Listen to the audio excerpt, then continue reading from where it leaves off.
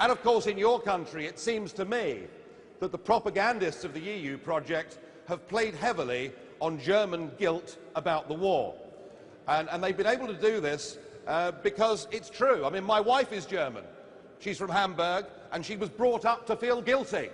But quite why, age 44, she should be responsible for anything that happened in the past, I've no idea.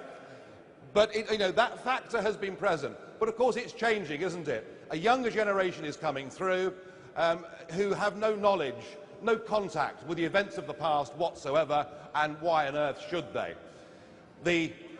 I think Germany is getting over its war guilt, and I think Germany as a country is becoming quite popular and quite trendy again.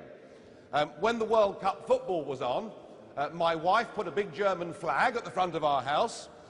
I have to confess I put a big English flag on the front of the house as well. And I do want to have, I must emphasise, I do want to have good relations personally with Germany and the Germans, although I thought the English disallowed goal in the World Cup was an absolute disgrace, I have to say. And I haven't quite got over that. But no, I can see there's some hecklers at the back. I thought perhaps there might be. No, Germany's become popular again. Lena won the Eurovision Song Contest. We've got a German, Joseph Ratzinger, as the Pope. I think that somehow this guilt is over. But there is perhaps one legacy of the war that you are left with, and perhaps in a way it's the basis of the case that the professors are taking to the German Constitutional Court.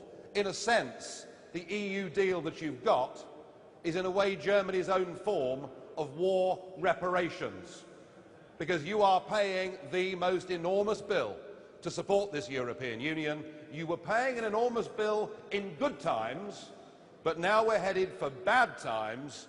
You're facing an absolutely extraordinary prospect.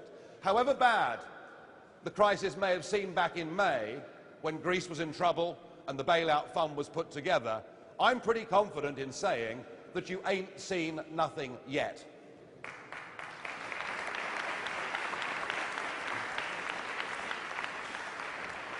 Because if there are problems in Greece, I think it's possible that the economic problems in Portugal and Ireland may in a couple of years' time be even worse than the situation in Greece. So this issue simply isn't going to go away, and frankly, I think the German people have been taken to be the mugs of Europe.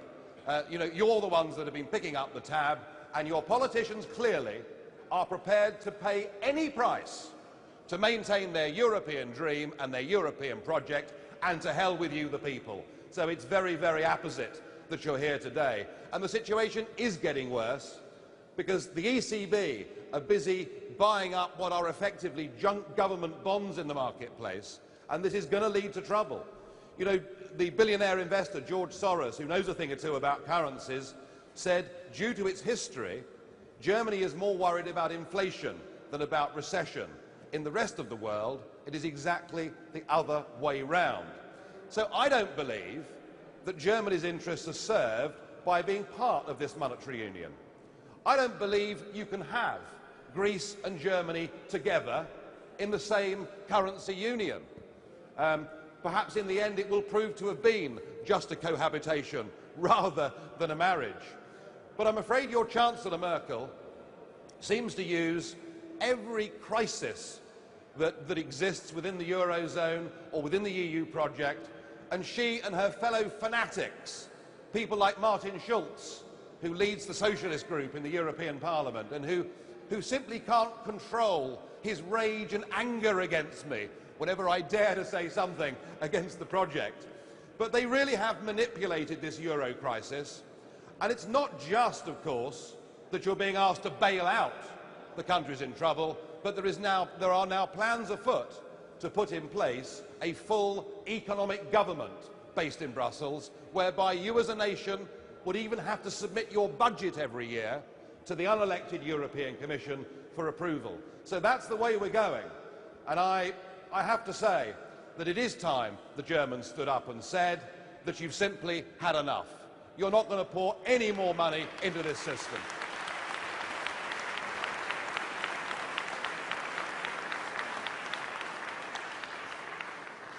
And you of all countries, I mean, you are proud, I think, of what you've done in the last 50 or 60 years. You've worked hard. You've built a good economy. You've believed in the principles of sound money.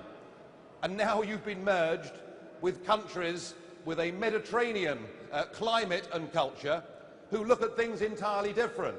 It isn't that you're better than them, and it isn't that you're worse than them, but it is that you are different to them, and you should be managing your own country, your own economy, in your own interests.